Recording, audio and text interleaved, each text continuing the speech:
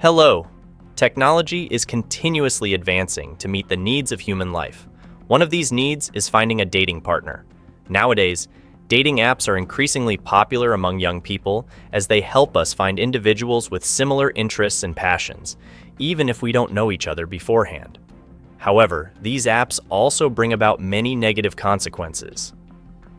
In today's video, let's explore a tragic case related to these dating apps. The story takes place in Osaka, located in the Kansai region of Japan. While the Kanto region is known as the center of modern economics, the Kansai region is famous for its long history. Osaka is Japan's third largest city, renowned for its unique culinary culture and bustling commercial streets. Within the city, there is the historic Osaka Castle, the modern skyscraper Tsutenkaku, and Shinsaibashi Dotonbori, a shopping paradise filled with various delicious foods. Osaka is a vibrant city that attracts many tourists. With the development of the tourism industry, many local residents offer short-term rentals of their vacant apartments to provide accommodations and local cuisine to guests. This gave rise to the family-run lodging business. Compared to regular hotels, family-run lodgings are often cheaper, and guests can experience local culture more authentically. In Osaka, there are many different types of family-run lodgings. Local residents combine features such as hot springs and Japanese cuisine to develop unique lodging experiences. However, among these large family lodgings, there are also many illegal ones where guests do not need to present identification when checking in. These places are poorly managed, have subpar environments, but attract some people due to their low prices. The protagonist of this story is Kondo Saki, born in Kobe, Hyogo Prefecture. At a component manufacturing company in northwest Mitakahara City, Hyogo Prefecture, Japan, on a regular working day in 2018, she said goodbye to her colleagues and neatly packed her personal belongings before leaving the office. That evening, after work, Saki took the subway back to Osaka. Upon arrival, she held hands with a man, and they both walked off in a direction and disappeared into the night. On Saturday, February 17, 2018, Hyogo Prefectural Police received a report from a mother stating that her daughter, Kondo Saki, had been missing for 2 days. Normally, Saki was very diligent in her work, but today, even her boss could not contact her. He called her mother since she frequently communicated with her daughter after she started working. Feeling worried after receiving the call from her daughter's colleague, Saki's mother tried to call her, but no one answered. After a day of anxious waiting, she decided to report it to the police. Upon receiving the report, the police immediately began investigating. They learned that the missing person, Kondo Saki, 27 years old, was an office worker in Mitakahara, Hyogo. Previously, she lived with her mother, uncle, and grandfather. Saki's father worked in the steel industry and had been working in Thailand for many years, so he rarely had the chance to return home to visit his family. Almost every year, Saki's family planned a trip to visit her father in Thailand. During these trips, Saki developed a desire to travel abroad. She was determined to learn English well to have the opportunity to visit more countries in the future. As time went by, Saki, with excellent academic performance, was accepted into a prestigious private school and joined the school's music club. Her daily life was joyful. She was always diligent and focused on studying foreign languages, especially English. She worked hard and achieved a good command of English, being able to read English magazines and watch English movies effortlessly.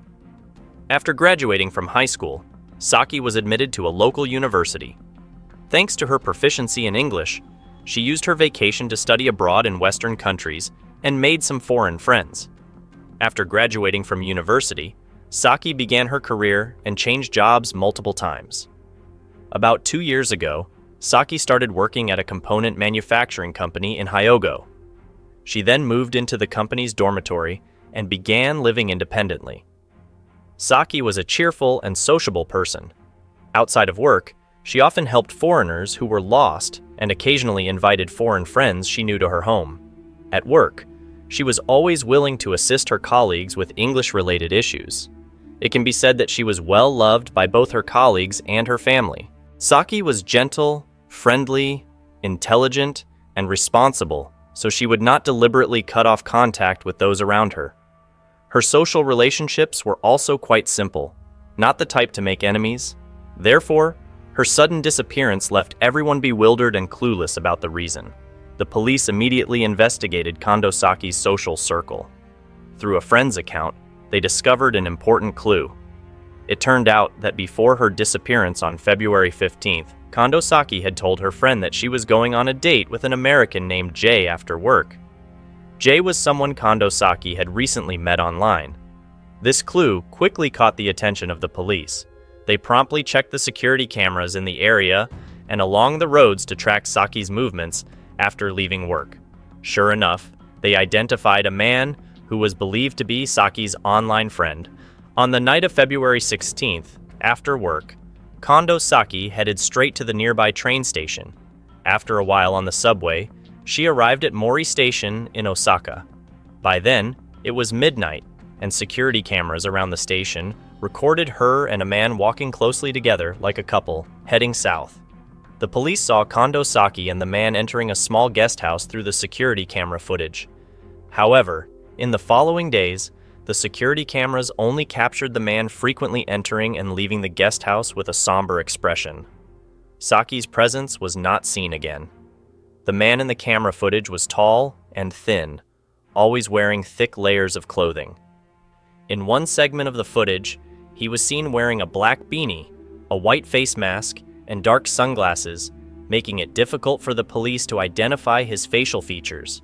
Additionally, he wore black clothes from head to toe, seemingly to conceal his identity. For reasons unknown, he always carried a large backpack, which appeared very suspicious. The guest house where the two stayed was an old 3-story apartment building in Higashi Osaka Ward. The building was painted white, but it seemed to have not been repainted for a long time and had turned slightly yellow. The walls had many rectangular windows.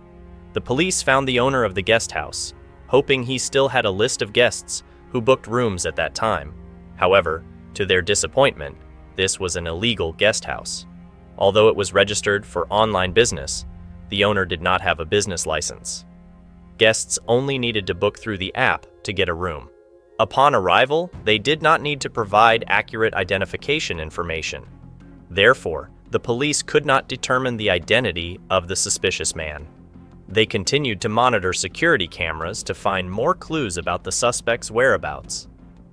At that time, the street surveillance camera system was quite developed and covered the entire urban area. The suspect only paid attention to hiding himself and did not realize that surveillance devices were installed everywhere, so his movements were clearly recorded by the cameras. The police quickly identified his location a few days after the disappearance. On February 22nd, the police arrested the suspect at a local guest house. The suspect's name was Bayraktar, born in 1991. At this time, he was 26 years old and an American tourist. He was also the online friend named Jay of Kondo Saki. Bayraktar was born in Odessa, Ukraine. His mother, Regina, was Ukrainian, and his father was Bulgarian, a doctor. When Bayraktar was very young, his parents divorced. Later, his mother met an American engineer named Benny Dacey on a social networking site, a website that connected gentlemen from North America with Eastern European girls. Dacey went to Ukraine, brought Regina and her son to Texas. After a while, the two got married and formed a family of 3. That way, Bayraktar obtained American citizenship at the age of 9. The stepfather treated him like his own son and cared for him with all his love. However, no matter how hard the stepfather tried, Bayraktar refused to open up to him. In Dacey's eyes, Bayraktar was a shy person, seemingly only close to his mother. He did not have many friends and did not want to befriend anyone. At home, Bayraktar only talked to his mother, and no matter how much his stepfather cared for him, he did not respond. As for Regina, she seemed to have her own plans. After immigrating to the United States and getting married, Regina started preparing to take the nurse certification exam. After a few years of studying and effort, she achieved her dream. Feeling secure in the United States, one day, Regina quietly left Dacey with her son. Daisy tirelessly searched for them, but received no news for a long time, leaving him deeply saddened. One day, he suddenly received a letter from Regina. Just as he was about to rejoice, he was shocked to find that Regina asked him to sign a divorce agreement. It turned out that she never loved Daisy, but only used him to immigrate. After leaving Texas, Regina and her son moved to Long Island, New York, where she found a job with her nursing certificate. Soon after, Regina met a local engineer and fell in love with him. As they prepared to get married, she realized she was still legally Daisy's wife. Hence, she wrote to Daisy to ask him to sign the divorce agreement. After reading the letter, Daisy finally understood that he was just a tool for her to immigrate to the United States. He did not want to hold on anymore and happily signed the divorce papers. Regina quickly married her new partner, and she and her son moved to a house in Massapequa Beach, starting the happy life she had always dreamed of. In 2007, Bayraktar enrolled at William Floyd High School and successfully completed 4 years there. After graduating, Bayraktar voluntarily joined the military. He successfully joined the U.S. Air Force, as he wished.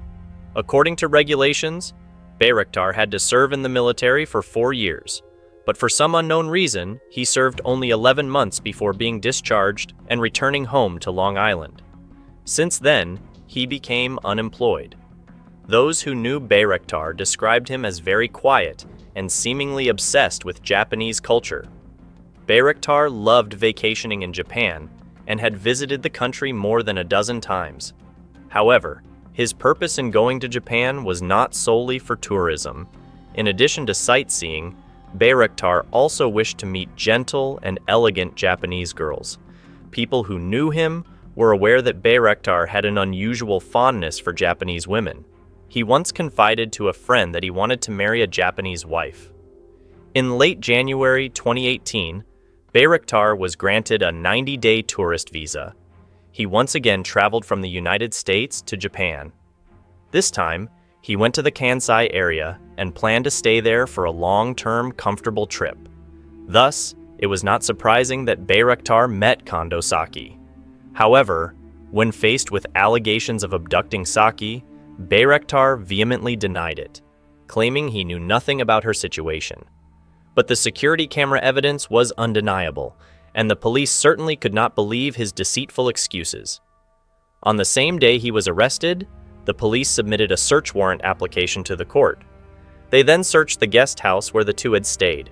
The result was that Saki was no longer there. The police did not find any of her belongings or any bloodstains. So, what method did Bayraktar use to make a normal person suddenly disappear? The police speculated that the possibility of Saki being alive was very slim. She might have been killed by him. In the next 2 days, the police conducted a thorough search of this guest house and checked other guest houses where the suspect had recently stayed. Finally, they found an important clue in one of these guest houses.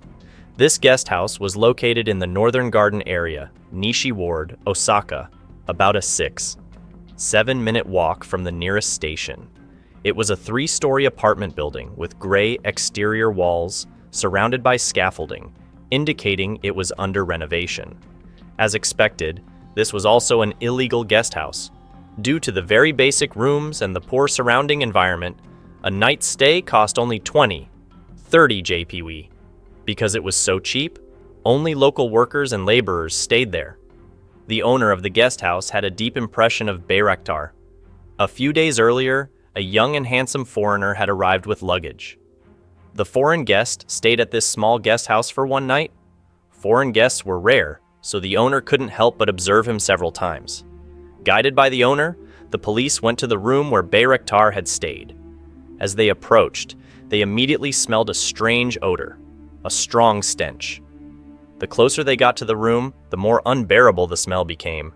When they opened the door, inside was a 6-square-meter room, a cramped space just enough for one person to rest. The increasingly strong odor made everyone feel very uncomfortable. They quickly discovered an abandoned suitcase. The room had been sprayed with deodorizer, perhaps to mask the smell of the suitcase, but clearly it was unsuccessful. The investigators carefully opened the suitcase and found to their horror, a decomposing human head inside. This scene terrified everyone present. After comparing the DNA, the head was confirmed to be that of Saki, the office worker who had been missing for nearly 10 days. Faced with this new evidence, the 26-year-old Bayraktar knew he could no longer justify his actions and had to admit to the crime he had committed. He recounted his acquaintance with Saki, but insisted that he had no intention of killing her, claiming it was all an accident. It turned out that Bayraktar, who was described by friends and family as quiet and reserved, had a completely different persona on social media. Although he deleted all his social media accounts after the crime, the police recovered the data, revealing his despicable nature. Bayraktar frequently used Tinder, a dating and social app with users worldwide, primarily young and middle-aged people. Users could upload their own photos, add interests and hobbies to introduce themselves to others. If both parties were interested in each other, they could match and start chatting online. The app had a location feature, allowing users to match with others nearby. Apparently, Bayraktar was not confident about his appearance, as he did not post his real photo in his profile. Instead, he found a picture online and chose a memorable name for himself. Bayraktar traveled to Japan many times, using the location feature on social apps to connect with local girls, including Saki. He had interacted with about 10 Japanese girls. Clearly, Bayraktar was not satisfied with just online chatting, so he sought to meet them in person and invited them to spend the night at guest houses. His desires were fulfilled through these short-term relationships, which is why he frequently traveled to Japan to fill the emptiness in his soul with fleeting dates. At the end of January 2018, Bayraktar received a 90-day tourist visa to Japan. This time, he chose to stay in the Kansai area, selecting many illegal guest houses near train stations and constantly changing locations while meeting different Japanese girls. On February 12th, Bayraktar stayed at a private home in East Osaka, planning to stay for a week. During this time, he met Kondo Saki on a social app. Saki, who was about Bayraktar's age, had an elegant and gentle appearance that matched his ideal image of Japanese women. Kondo Saki was also very interested in the young foreign man, and they quickly became friends on the social app. Saki had good English skills, so they had no communication barriers from the start. Gradually, they exchanged contact information and became friends on Instagram. Just a few days later, Bayraktar invited Saki to Osaka for a meeting. Sanda City, where Saki lived, was about 50 kilometers from Osaka, taking over an hour by train. Initially, she thought it was too soon to meet since they had just met online, so she said she was too busy with work to visit. Despite Bayraktar's persistent pleas, Saki refused to meet him. Seeing his prey slipping away, he became more demanding. He threatened that if she didn't meet him, he would go to her house. Naturally, Saki did not want that to happen, but Bayraktar claimed he knew her workplace and home address and would come to find her if she didn't agree to meet. After much consideration, Saki reluctantly agreed. She promised to meet Bayraktar in Osaka after work on Thursday, February 15th. The day of their meeting arrived quickly. After work, Saki took the train to Mori Station in Osaka, where Bayraktar was waiting nearby. When she saw Bayraktar, she was surprised because he looked completely different from his online photos. However, Bayraktar was very excited. After chatting for a while, Saki let her guard down. Coaxed by Bayraktar, they headed toward the guest house, talking and laughing along the way. The next day was a work day, so Saki had to hurry back to Hyogo for work, but she had no idea she would never return. During the investigation, the police discovered that before Saki, there were 4 or 5 other women who had stayed with Bayraktar at a small guest house, but they were not harmed. Saki was the only victim. Finding the rest of her body was now the top priority. After many days of investigation, Bayraktar finally admitted to dismembering and disposing of Saki's body.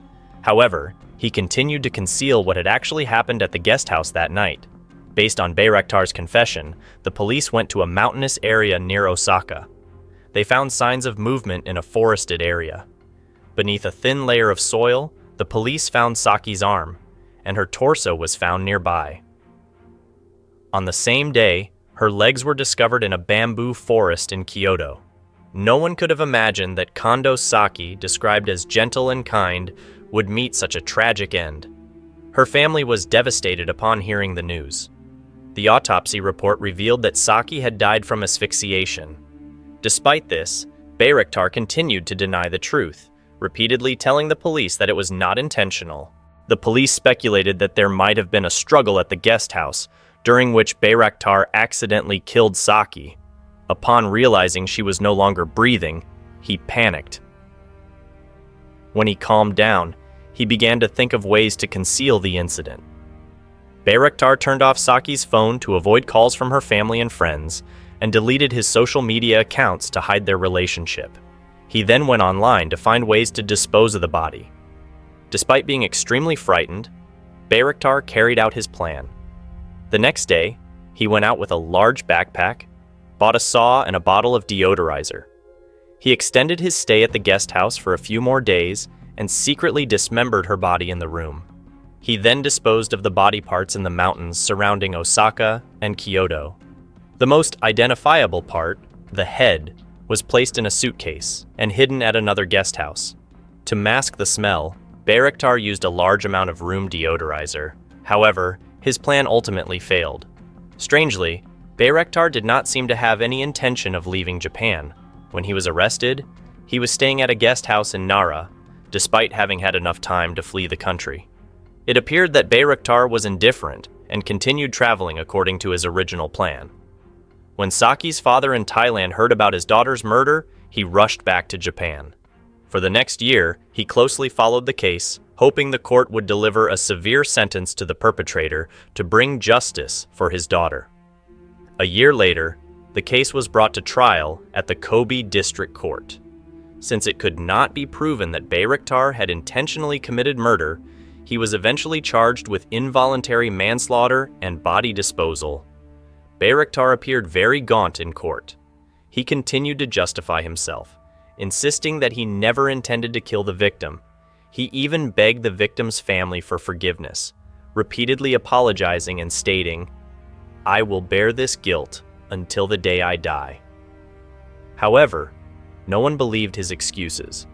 Although it could not be determined what his intentions were at the time of the incident, Bayraktar showed no remorse after committing the crime. Not only did he not turn himself in, but he also attempted to conceal the crime by deleting accounts and disposing of the body. These were selfish and inhumane actions.